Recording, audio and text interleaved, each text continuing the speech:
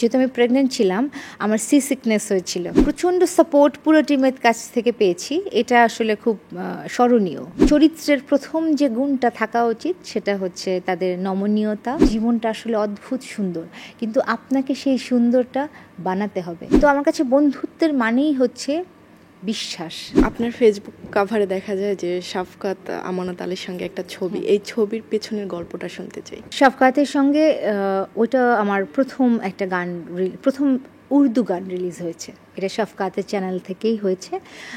ওটা আমরা 2023 সালে গানটা রেকর্ড করেছিলাম এবং ভিডিওটা করেছিলাম। সেটা শাফকাত আমানত আলীর চ্যানেল থেকে রিলিজ হয়েছে এবং আমার চ্যানেল থেকেও রিলিজ হয়েছে। সো সেটা একটা আমাদের বাংলাদেশের বিখ্যাত সুরকার রবিন ঘোষের একটা পুরাতন গানকে আমরা আসলে নতুন করে শাফকাত আমানত আলী বানিয়েছি এবং সে সেখানে আমাকে গাওয়ার সুযোগ করে দিয়েছিল। তার সাথে এই যে গান গাওয়ার সুযোগ এবং অভিজ্ঞতা কেমন ছিল? সে তো অনেক আসলে গুণী মানুষ, নিঃসন্দেহে আমি খুব লাকি এরকম একটা চান্স পাওয়ার জন্য।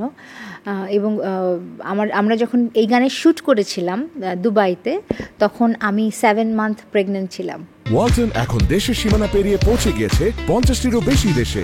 ওয়ালটন, ঘরে ঘরে বিশ্বজুড়ে। আমার মনে আছে আমরা যে ইয়টে বসে গানটা গাচ্ছিলাম, সেই ইয়টটা তো সমুদ্রের মাঝখানে চলে গিয়েছিল এবং যেহেতু আমি প্রেগনেন্ট ছিলাম, আমার সিকনেস হয়েছিল এবং আই স্টার্টেড ভমিটিং। আমি বমি করে দিয়েছিলাম এবং ওখানে শাফকাত এবং আমার যে মেকআপের একটা মেয়ে ছিল, ওরা দুজন মিলে এভাবে পলিথিন ধরেছিল। শুটিংটা খুবই মেমোরেবল ছিল আসলে। এবং এই যে বললাম যে আমি 7 মান্থ প্রেগনেন্ট হয়ে ওখানে দুবাইতে গেছি, শুটিং হয়েছে এবং প্রচণ্ড সাপোর্ট পুরো টিমের কাছ থেকে পেয়েছি। এটা আসলে খুব স্মরণীয়, এরকম একটা গুণী মানুষ থেকে এরকম সাপোর্ট। আপনি তাহসানের সঙ্গেও গান করেছেন, তার সাথে গান গাওয়ার অভিজ্ঞতা কেমন ছিল? ভালো। আসলে হয় কি, এই গুণী যতগুলো মানুষের সঙ্গে বা গুণী মানুষগুলোর সঙ্গে যখন গান করা হয়, এই সবার একটা প্রথম শর্তই কিন্তু থাকে আমার কাছে মনে হয়, যারা অনেক বড় সঙ্গীত শিল্পী বা অনেক গুণী সঙ্গীত শিল্পী, তাদের চরিত্রের প্রথম যে গুণটা থাকা উচিত সেটা হচ্ছে তাদের নমনীয়তা। সে কতটা ডাউন টু আর্থ, সে কতটা হাম্বল, এটা কিন্তু আসলে শিল্পীর গানটাকে ভীষণ এফেক্ট করে আমার কাছে মনে হয়। এবং আমার খুব সৌভাগ্য হয়েছে, আমি যত বড় শিল্পীদের সঙ্গে কাজ করেছি সবাই এদিক দিয়ে খুব ভালো। তাহসান ভাই খুব হাম্বল, ভিডিও শ্যুটের সময় উনি খুব সাপোর্টিভ ছিলেন। কোনো তাড়াহুড়ো নাই, কোনো অস্থিরতা নাই, এরকম নাই যে চলে যেতে হবে, আমি বড় শিল্পী, আমার আগে শ্যুট করতে হবে, হ্যান ত্যান, এটা হচ্ছে কেন ওটা হচ্ছে কেন, একদমই না। সো আমার কাছে মনে হয় শিল্পীর এই প্রথম শর্ত যে শিল্পীর মধ্যে এই বিশেষ গুণগুলো আসলে থাকা। এটা আমি দেখেছি। আমি আসলে অনেক বড় শিল্পীদের সান্নিধ্যে যাওয়ার আমার সৌভাগ্য হয়েছে। আমার একটা রেগুলার প্রোগ্রাম হতো শিথির অতিথি, সেটার সুবাদে।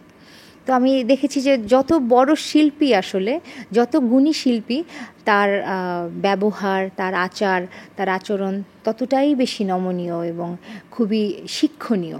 সিথি সাহার কাছে জীবনের মানে কি? আমার কাছে জীবনের মানে আনন্দ। চোখ বন্ধ হয়ে গেলেই তো সব শেষ।